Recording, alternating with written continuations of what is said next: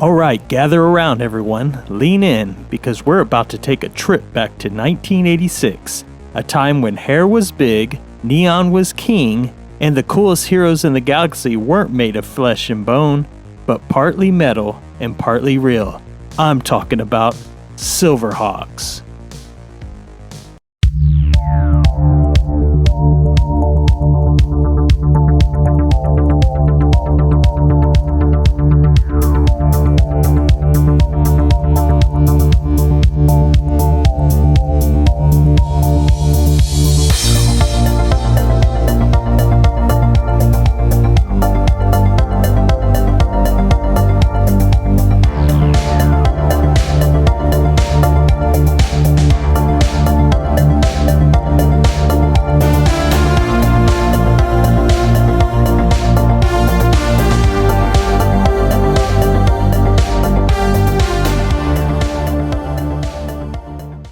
If you missed the 80s, you missed the absolute peak of space opera coolness.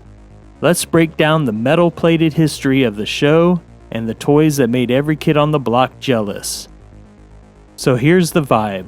Franklin and Bass, the geniuses behind Thundercats, realized that they had a winning formula.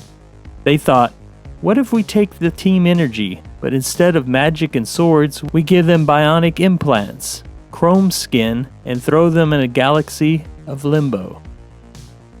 The year is the 25th century. A mob boss named Monstar, who looks like a space demon on steroids, breaks out of the prison. To stop him, a veteran cop named Commander Stargazer recruits a team of elite humans.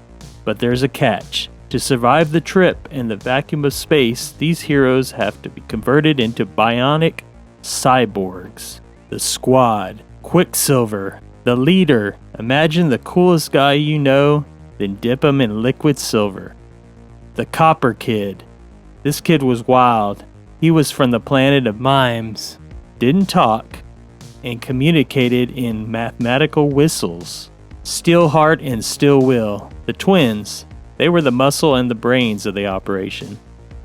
Bluegrass, a personal favorite. He didn't have wings. He was the pilot of the Mirage, and fought villains with a weaponized sonic guitar. Yes, a space guitar. The animation was handled by Pacific Animation Corporation in Japan, and it was slick. The way the light hit the armor, pure eye candy. This is one that I could not wait to come home from school and check out an episode. Now it's time to talk about the toy line. Chrome, Wings, and Heartbreak. Now if you were a kid in '87, the Kenner Silverhawks toy line was the ultimate status symbol. Those weren't just plastic hunks, they were engineering marvels. First you had the shine, back metal. Kenner used a process called vacuum metallization. They basically coated the plastic in a thin layer of real metal. Then you took them out of the box, they literally glowed and glistened in the light. They were the shiniest things in the toy aisle. One bad thing though? A tragic thing.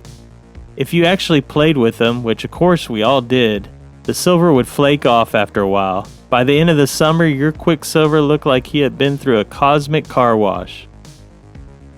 Wing action. You'd squeeze the legs together and bam, their arms would snap out and the wings would pop up. It was the most satisfying click in toy history. Sadly, the line only lasted 2 series, because the show didn't have the staying power of He-Man. The later waves like Condor or the villain Screamer weren't produced in huge numbers. If you find a mint condition Series 2 Silverhawk in your attic today, you're sitting on a gold mine, my friends. And why does it all still matter? Silverhawks was the quintessential 80s fever dream. It was loud, it was shiny, and it had a theme song that absolutely slaps to this day. It didn't care about being realistic. It just wanted to be the most metal thing on your TV.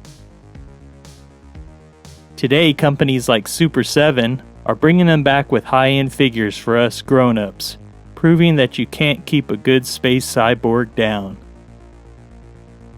So who was your favorite? Are you a Quicksilver purist?